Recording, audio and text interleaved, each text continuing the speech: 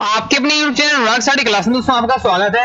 आज के इस वीडियो में हम देखने वाले हैं रघुवीर सहाय जी का कवि परिचय। ओके, जिसमें आपसे पेपर में पूछा जाता है रचनाएं, भावपक्ष, कलापक्ष, साहित्य में स्थान। ओके, एमपी बोर्ड के पेपर में 3 नंबर का ये क्वेश्चन आता है और ये तीनों चीजें पूछी जाती हैं। चलिए स्टार्ट कर लेते हैं। ओके, तो आपके सबसे पहले देखने हैं अपन रचनाएं। ओके, तो इनकी रचनाएं हैं हंसो हंसो जल्दी हंसो, ओके, लोग भूल गए हैं, एक समय था, सीढ़ियों पर धूप। ये मैंने आपको 4 रचनाएं दी हैं, चारों आपको अच्छे से याद करना है। पेपर में वैसे आपको क्या है 2 लिखनी पड़ती है। अब देख लेते हैं भावपक्ष। ओके, जो मैं आपको बता रहा हूँ उसे आप क्या कॉपी में नोट कर लीजिएगा।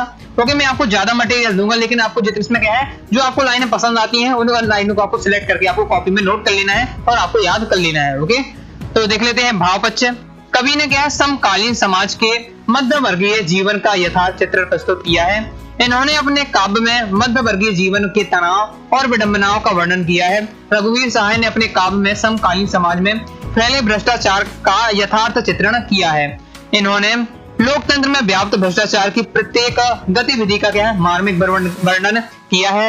इनकी अनेक कविताओं में समकालीन सामाजिक, राजनीतिक, सांस्कृतिक विडंबनाओं के प्रति पैने व्यंग देखने को मिलते हैं।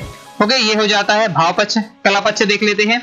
ओके, इसकी पीडीएफ अगर डाउनलोड करना चाहते हैं आप, ओके, तो आपको क्या है anuragstudyclasses.com में जाना है, वहां से आप क्या है डाउनलोड कर सकते हैं अपनी वेबसाइट से। ओके, और आप टेलीग्राम से भी इसे देख सकते हैं। कलापक्ष देख लेते हैं।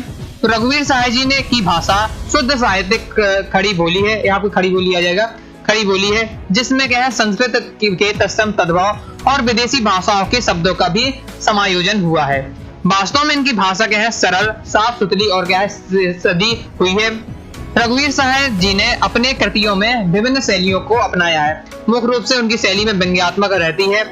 इनके काव्य में अनुप्रास, पद मैत्री, उपमा, रूपक, उत्प्रेक्षा, मानवीकरण इत्यादि अलंकारों का स्वाभाविक प्रयोग मिलता हुआ है। ओके, इनकी कविताओं में अभिधार, लक्षणा और व्यंजना सब शक्ति का प्रयोग हुआ है। इन्होंने अपनी कविताओं में क्या है मुक्त छंद का प्रयोग किया है।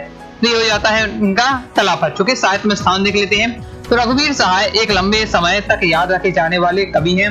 इनकी हिंदी साहित्य में उनका योगदान अविस्मरणीय है। उनके इस विलक्षण योगदान के लिए साहित्य में उनका स्थान अत्यंत उच्च कोटि का है। ओके, तो ये हो जाता है साहित्यिक परिचय। तो इस प्रकार से दोस्तों हमने देखा रघुवीर सहाय जी की रचनाएं, भावपक्ष, कलापक्ष और साहित्य में स्थान। ओके, कोई भी डाउट हो कमेंट बॉक्स में पूछ लीजिएगा।